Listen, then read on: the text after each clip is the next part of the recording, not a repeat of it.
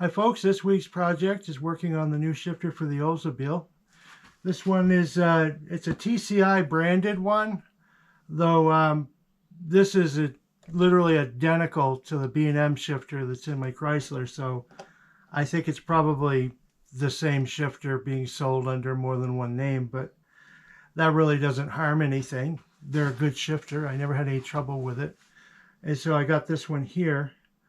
It came with all the necessary parts. You have your boot here. You have this nice chrome bezel with the indicator and this cover here. You know, minor stuff, but the good thing is it comes with the, you have your neutral safety and you also have your backup light switches on the shifter if you want it that way. And because some cars, you know, it just depends on your car. And there's the shift handle. It's a plain one, so I was sort of hoping it would say TCI on it, but whatever. And comes with a 5-foot cable. According to the instructions, you can buy different length cables for it if that's not appropriate. I think for most cars it's gonna be, but just in case, you can order different ones.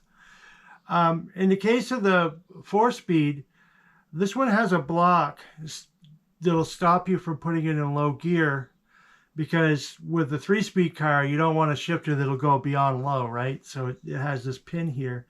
If you got a 4-speed, you take the pin out. It's in the instructions, but it's this piece right here. You got that little E-clip there and a pin that you take out, and then it takes away the stopper, so it'll allow it to go to the bottom gear. As you see, this is low for a 4-speed right here. This is the opposite of what it appears to be. Your cable will hook to this. It'll go through there, or this here. This is be the bolt that holds the cable. One thing that you have to do is, it says in there, the instructions, that you've got to trim this cover. So in my case, what I'm going to do is I'm going to make a stand for this to be on.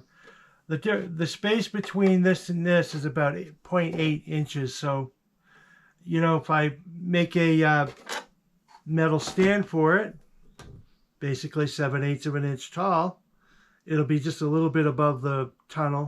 I won't have to trim this. To me, I think I like that idea better. I went through the bother of trimming it on the Firebird years ago, and it was a pain to get this to look nice when you're just raise the thing so you don't have to trim it. And other than that, it's pretty straightforward. You've got your 2 safety switches, your neutral safety and your backup light switches that go here, I believe. I'll be going through it as I go, putting this together. But for right now, the first step is to make the adapter that's going to be welded to the floor and that this bolts to.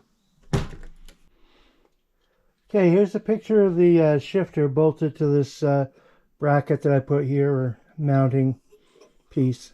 And in a second, I'm going to show the piece by itself.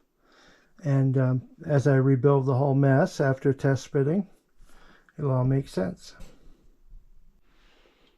Okay, I've taken this off. Here's the bracket that I made that makes the shifter set level and of course somewhat above the floor. I didn't want it as low as it would be if it was bolted directly to the floor. Nor did I want to have like a ton of washers to try to level it. So I did this.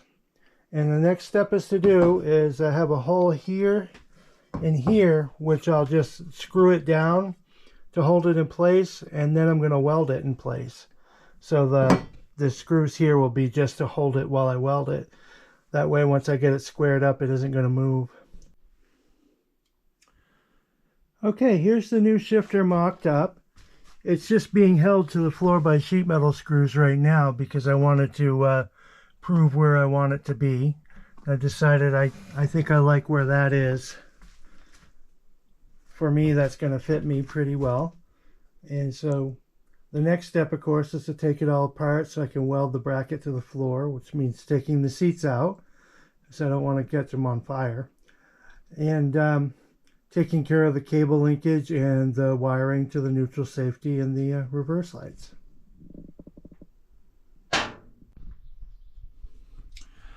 Okay, here's the shifter installation so far. I've got the mounting bracket welded down. These screws were just to locate it, but I just left them in. It's welded on both ends, so this is actually pretty strong. Shifter's bolted to that. This here's the neutral safety switch. Above here's the reverse light switch, yet to be wired in. I'm currently working on the cable.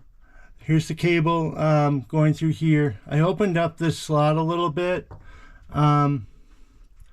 It maybe didn't need to, but you'd be surprised how hard it is to fish this stuff through when you're actually doing it. This isn't tight yet. Once that's tight, I'm going to have that located well.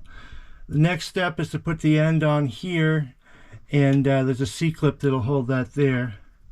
This is the end that I'm using, and it'll be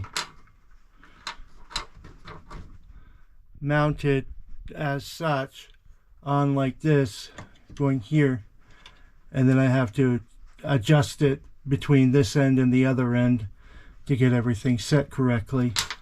These holes are where that pin was that had to come out for first gear on this, since it's a 4-speed transmission. So here we are in progress, and next steps to follow. Okay, here this is together. I got this piece on here. I got the lock nut on there. This is put together. I slipped a piece of rubber hose over this and zip tied it. I split it so that I could slide it through here. This is to reduce chafing and so on at where I drilled the hole. I drilled a 3/4 inch hole, which is quite a bit bigger than the cable, but believe me, it's hard getting it through there, so you want it oversized. And that's the way this works. And so now, okay, here we are in park. I skipped over reverse to neutral, drive, and so there you go. So now I gotta get it adjusted on the other end, and this may need further adjustment. I don't know yet. It's going to be learn as we go. Okay, underneath here is the linkage for the shifter. As you can see, this is set so that you want it adjusted so that it's not tension on the shifting pawl when it's in park or whatever gear. Right now we're in park. The adjusters are here, and not very tight right now because we're not road testing the car yet to make sure it shifts correctly, but it goes into park well and it goes into reverse and like that, so here in the barn. So we think we have it pretty close, but that's how that goes together. It wraps around, and of course it wanted to be near the exhaust, so I'm going to have to put insulation on this exhaust, like the header wrap, and also tie that cable so it can't move better.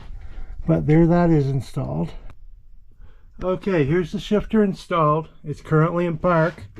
As you can see, we have the wiring hooked up. This is the light for this, and here's the wires. You have neutral safety, and you have your reverse lights.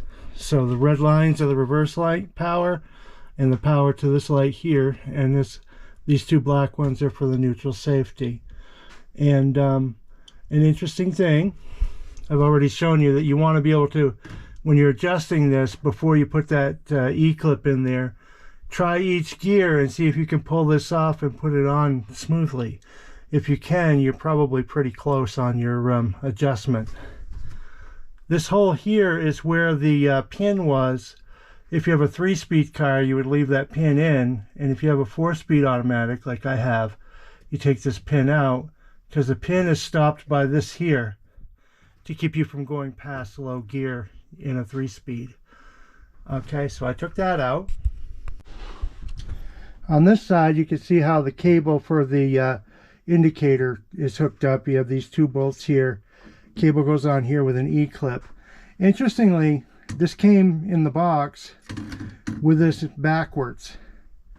So it had the cable coming out the back of this, and there was no way to make it work. And plus the fact that park is with this fully extended, and as you're shifting, it goes down through, so low gear is down here someplace. And so you could see that it wasn't going to work, so I had to turn that around. That's something to watch for. So if you go to put this together and you're thinking this can't work, that's probably what happened. Okay, so this cover has to go over the shifter here, and it has to go over that. It's going to take me 2 hands to do it, so it's going to be difficult. But you're working around these wires and you're working around this line. That's why these wires are extra long, to give you a little bit more moving room to get the cover to slide over it. Otherwise, you're going to put the cover on first and then try to hook the wiring up, which to me seemed like that would be more frustrating than what I'm doing. Okay, here we are. We have our shifter all installed. Everything works out pretty good. This gear indicator is a bit finicky. I'm not particularly thrilled with it, but you know, everything works. So we have it lights up. It neutral safety works. There it is. Reverse lights work. You have to take my word for it, because you know, who cares? And so it works fine. It's basically a clone of a B&M shifter, but it's a shifter and it works.